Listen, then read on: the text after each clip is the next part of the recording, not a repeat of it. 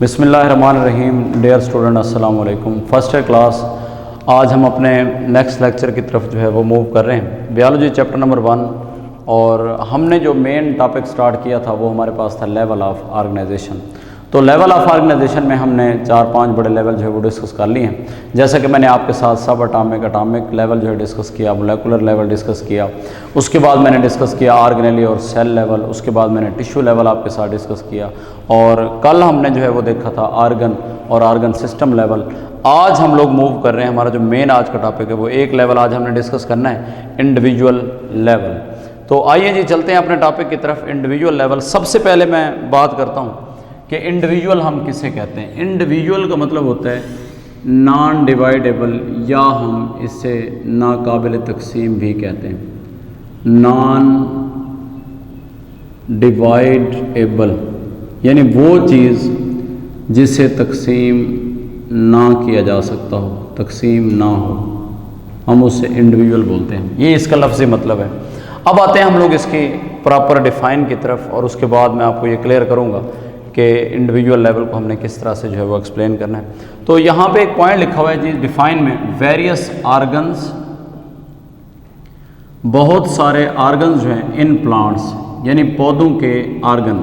शायद आपको याद होगा कि कल जब मैंने अपने ऑर्गन और ऑर्गन सिस्टम लेवल पढ़ाया था तो मैंने आपको ये बात क्लियर की थी कि प्लांट्स के अंदर ऑर्गन सिस्टम जो है वो वाज़े नहीं है, और एनिमल के अंदर जो है वो ऑर्गन सिस्टम जो है वो आपको क्लियर कट नज़र आता है। तो डिफ़ाइन भी हमने इसी वजह से यहाँ पे लिखी कि वेरियस ऑर्गन इन प्लांट, क्योंकि प्लांट के अंदर हमने ऑर्गन सिस्टम की बात नहीं की, इस वजह से पौधों के अंदर ऑर्गन्स एंड वेरियस और बहुत सारे ऑर्गन सिस्टम, बहुत सारे ऑर्गन सिस्टम जो है वो मिले, यानी पौधों के अंदर ऑर्गन और जानवरों के अंदर ऑर्गन सिस्टम जो है जब ये मिलते हैं, दे आर असेंबल्ड, जब ये मिलते हैं तो हमारे पास एक नया जानदार मुकम्मल बन जाता है, जिसको हम इंडिविजुअल बोलते हैं, या हम इसको कंप्लीट या होल ऑर्गेनिज्म भी कहते हैं, होल ऑर्गेनिज्म, या इसे हम मुकम्मल जानदार भी कहते हैं। तो इंडिविजुअल या मुकम्मल जानदार हम इसे कहते हैं। तो कैसे बना जी मुकम्मल जानदार? पौधों के अंदर ऑर्गन्स जब मिलते हैं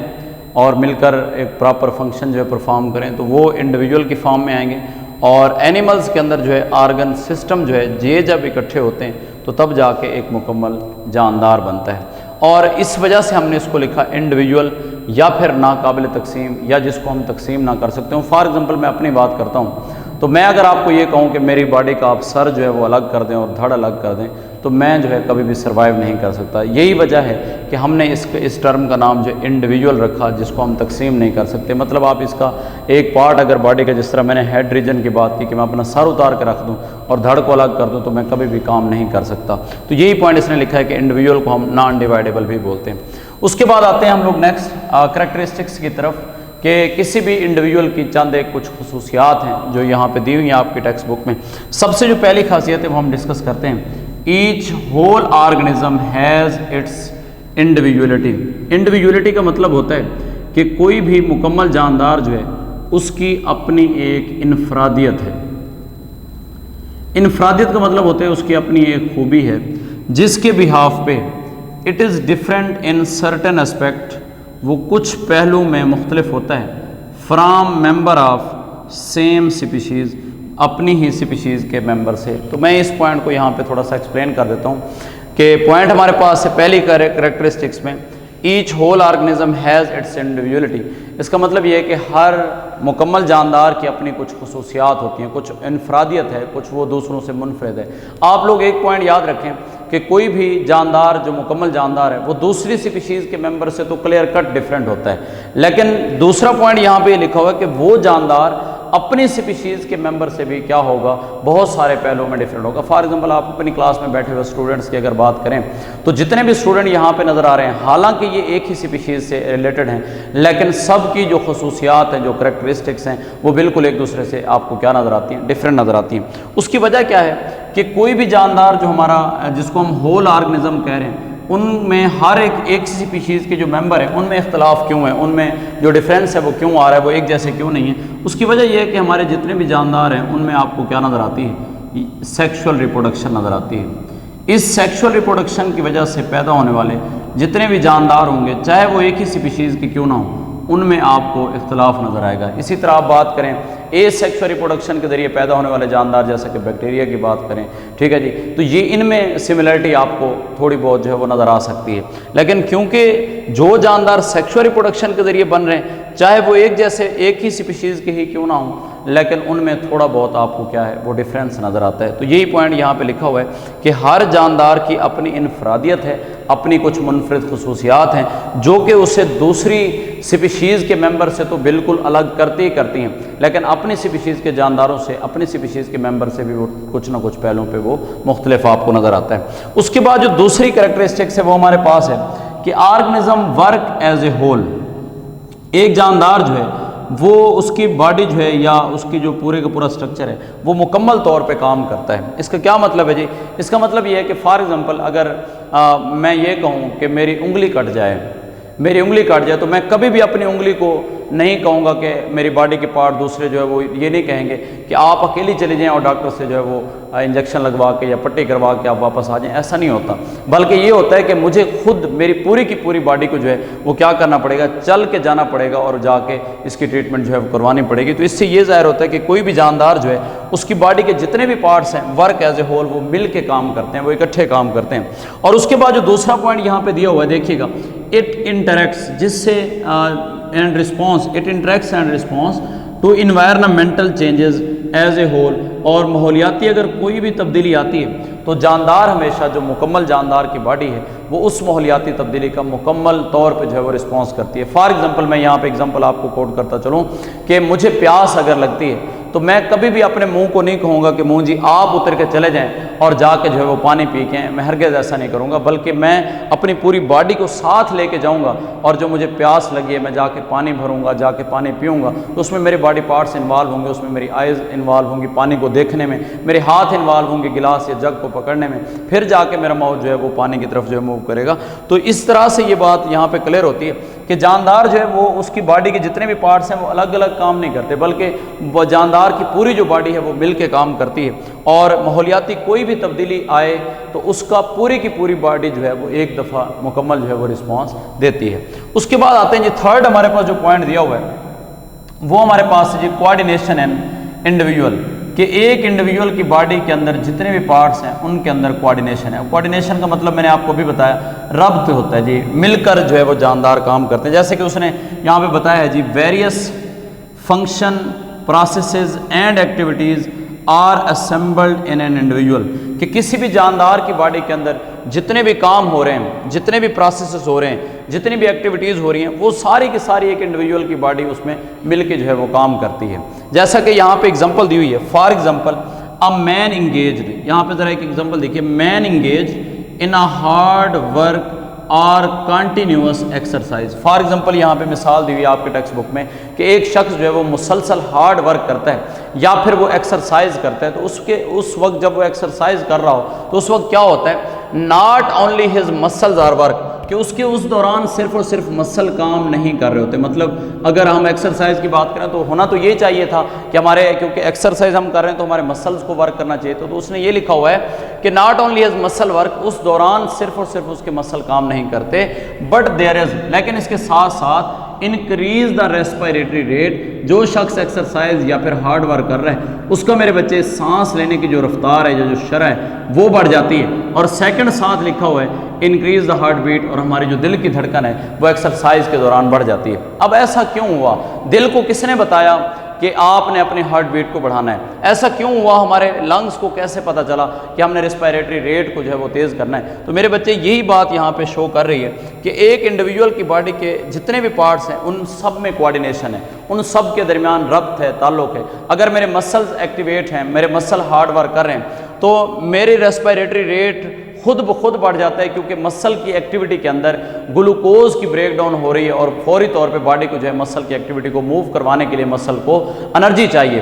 तो उस एनर्जी के लिए हमारी रेस्पिरेटरी रेट से ऑक्सीजन का जो है वो जाना बहुत ज़रूरी है, क्योंकि ऑक्सीजन जाएगी तो खुराक की ऑक्सीडेशन होगी मसल के अंदर, और उस खुराक की ऑक्सीडेशन से ग्लूकोज की ब्रेक डाउन होगी, रेस्पिरेटरी मैकेनिज्म स्टार्ट होगा और हमारे पास एनर्जी जो है पैदा होगी, जिससे हम आराम से एक्सरसाइज जो है वो कर सकते हैं। दूसरी चीज़ है हार्ट बीट। हार्ट बीट क्यों तेज़ हुई? हार्ट बीट इस वजह से तेज़ हुई कि हमारी बॉडी के मसल्स तक ऑक्सीजन को ले जाने के लिए हमें दरअसल ब्लड जो है उसको मूव करवाना है। हमारा रेड ब्लड सेल जो है उसमें मौजूद एक प्रोटीन हीमोग्लोबिन है, वो ऑक्सीजन को कैरी करके वो ऑक्सीजन को साथ लेके जो है मसल तक ले जाती है, और यही ऑक्सीजन जो है जब वहाँ पे मसल तक पहुँचती है तो ऑटोमेटिकली ये ऑक्सीजन इन्वॉल्व होती है खुराक की ऑक्सीडेशन में, खुराक की ब्रेकडाउन में, और जिससे ग्लूकोज जो है वो टूटेगा और उससे क्या होगी, एनर्जी मिलेगी, जिससे हमारी बॉडी की एक्सरसाइज जो है वो मुकम्मल होती है, हम लोग जो है वो एनर्जी को इस्तेमाल करते हैं। तो यही बात यहाँ पे लिखी हुई है कि रेस्पिरेटरी रेट और हार्ट बीट जो है ये क्यों बढ़ती है, टू सप्लाई द मसल।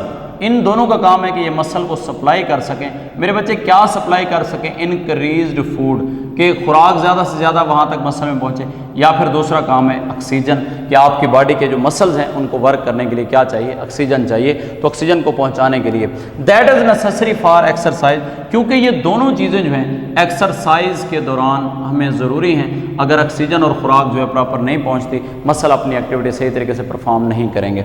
उसके बाद हम बात करते हैं, ये तो मैंने एग्जाम्पल दे दी कि हमारे जानदार की जो बॉडी है उसमें कोऑर्डिनेशन है, तो कोऑर्डिनेशन की मैंने एग्जांपल दी एक्सरसाइज से, कि आप जब एक्सरसाइज करते हैं तो उस वक्त ना सिर्फ आपके मसल काम कर रहे होते हैं, बल्कि साथ साथ आपका दिल की धड़कन वो भी तेज़ होती है, और आपकी जो सांस लेने की रफ्तार है वो भी बढ़ जाती है।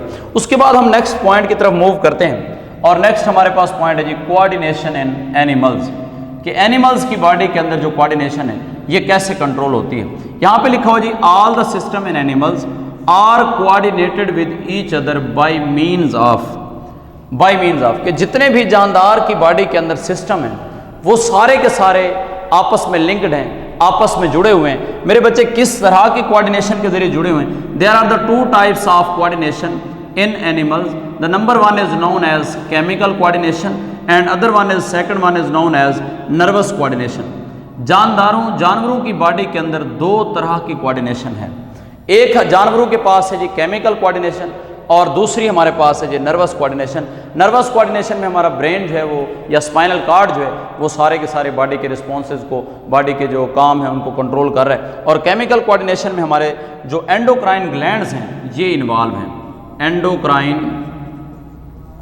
एंडोक्राइन ग्लैंड्स जो है ये इन्वॉल्व हैं, और साथ साथ इनके एक्सोक्राइन ग्लैंड, ये दोनों ग्लैंड जो है यहाँ पे एनिमल्स की बॉडी में मौजूद होते हैं, एंडोक्राइन ग्लैंड और एक्सोक्राइन ग्लैंड, जो कि सिक्रीशन खारिज करते हैं हार्मोन की फॉर्म में। तो वो हार्मोन जो है आपकी बॉडी की जो भी वो काम है, जो भी फंक्शन है, उसको ये क्या करते हैं, हार्मोन भी कंट्रोल करते हैं। उसके बाद नर्वस कोऑर्डिनेशन में मैंने आपको बताया कि नर्वस कोऑर्डिनेशन में हमारे पास दो चीज़ें हैं, एक हमारे पास है हमारा ब्रेन इन्वॉल्व होता है, और इसके साथ साथ हमारे पास इन्वॉल्व है स्पाइनल कार्ड, ब्रेन और स्पाइनल कार्ड इन्वॉल्व होते हैं। तो यही वजह है कि हमारे पास दो तरह की कोऑर्डिनेशन है जानवरों के पास, जिसकी वजह से जितने भी आपके जानवर हैं वो हमेशा, मेरे बच्चे याद रखिएगा, काम करने के लिहाज से वो एक्टिव होते हैं, वो जल्दी से किसी भी चीज़ का रिस्पॉन्स देते हैं। उनकी बॉडी में क्योंकि ये दो तरह की कोऑर्डिनेशन है, जानदार कम्प्लेक्स हैं, और उनमें वर्क एबिलिटी जो है, वर्क की जो एफिशिएंसी है वो भी उसी हिसाब से ज़्यादा है, और इसी वजह से मैंने यहाँ पे लिखा एनिमल्स आर एक्टिव।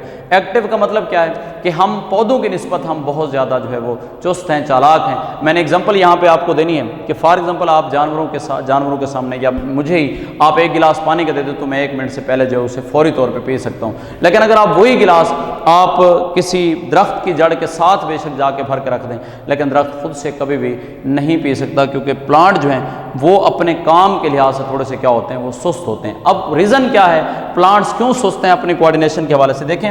आइए जी हम मूव करते हैं कि कोऑर्डिनेशन इन प्लांट्स, और ये किस तरह से हो रही है। प्लांट्स के अंदर अगर हम कोऑर्डिनेशन की बात करें तो मैंने यहाँ पे लिखा हुआ है, in plants long term activities are controlled by hormone. यहाँ पे मेरे बच्चे एक पॉइंट याद रखिएगा, मैंने यहाँ पे वर्ड लिखा है हार्मोन, मैंने यहाँ पे ग्लैंड, एंडोक्राइन या एक्सोक्राइन की बात नहीं की, मैंने सिर्फ हार्मोन की बात की। आपके प्लांट्स के पास एंडोक्राइन ग्लैंड का कोई कंसेप्ट नहीं है, क्योंकि एंडोक्राइन ग्लैंड हमारे पास जो भी सिक्रीशन खारिज करते हैं वो डायरेक्टली ब्लड में जाती है, तो यहाँ पे प्लांट्स के अंदर तो ब्लड का कोई कंसेप्ट नहीं है, इस वजह से यहाँ पे सिक्रीशन होगी, लेकिन किस फॉर्म में, सिर्फ और सिर्फ हार्मोन की फॉर्म में। यहाँ पे ग्लैंड्स एंडोक्राइन जो है वो नहीं होंगे। तो हार्मोन क्या करते हैं जी, हार्मोन को ना टाइम लगता है, हार्मोन पहले जो है वो पैदा होंगे, फिर ये आहिस्ता आहिस्ता मूव करके फिर जिस भी पार्ट तक उन्होंने जाना होगा वहाँ तक पहुँचेंगे, और फिर जाके कहीं रिस्पॉन्स पैदा करेंगे। तो इस वजह से मैंने यहाँ पे लिखा हुआ है, क्योंकि पौधों के पास नर्वस कोऑर्डिनेशन नहीं है, सिर्फ केमिकल कोऑर्डिनेशन है और वो भी कौन कंट्रोल कर रहे हैं, जस्ट हार्मोन कंट्रोल कर रहे हैं। तो इस वजह से पौधा जो है अपनी तमाम तरह एक्टिविटीज़ के लिहाज से बनिस्बत एनिमल के मेरे बच्चे क्या होता है, पैसिव होता है। प्लांट्स अपने काम करने के लिहाज से सुस्त होते हैं। पौधा आपको रिस्पॉन्स देता है, माहौलियाती कोई भी तब्दीली हो पौधा उसके हिसाब से रिस्पॉन्स ज़रूर देता है, लेकिन उस रिस्पॉन्स को कुछ टाइम लगता है। फॉर एग्जांपल आप पौधे को पानी ना दे के देखें तो वो रिस्पॉन्स में बदले में आपको, चाहे वो पौधा सब्ज़ी का है या फ्रूट का है, तो वो आपको सब्ज़ी या फ्रूट नहीं देगा। तो उसने आपको रिस्पॉन्स दिया है, लेकिन कुछ टाइम के बाद। क्विक रिस्पॉन्स कभी भी प्लांट नहीं देते। क्विक रिस्पॉन्स हमेशा क्या देते हैं, आपके एनिमल्स देते हैं। वजह सिर्फ क्या है कि एनिमल के अंदर जो कोऑर्डिनेशन है वो हार्मोन्स की मदद से भी कंट्रोल हो रही है और साथ साथ आपका ब्रेन और स्पाइनल कार्ड भी इसमें इन्वॉल्व है। तो स्टूडेंट आज हमारा टॉपिक जो है सिर्फ इंडिविजुअल लेवल तक था। मैंने इसमें इंडिविजुअल लेवल की डिफाइन आपके साथ शेयर की, कुछ 3-4 करैक्टरिस्टिक्स हैं, एक एग्जांपल थी एक्सरसाइज वाली वो आपको बताई, और उसके बाद कोऑर्डिनेशन एंड एनिमल आपके साथ शेयर की, प्लांट शेयर की। तो यहाँ तक आज का ये टॉपिक काफ़ी है। कल इंशाल्लाह हम लोग जो है अपने 2 लेवल नेक्स्ट पढ़ेंगे, एक पॉपुलेशन और साथ हम कम्युनिटी लेवल की बात करेंगे। तो यहाँ तक काफ़ी है। अल्लाह हाफ़िज़, मिलते हैं जी अपने नेक्स्ट लेक्चर के साथ।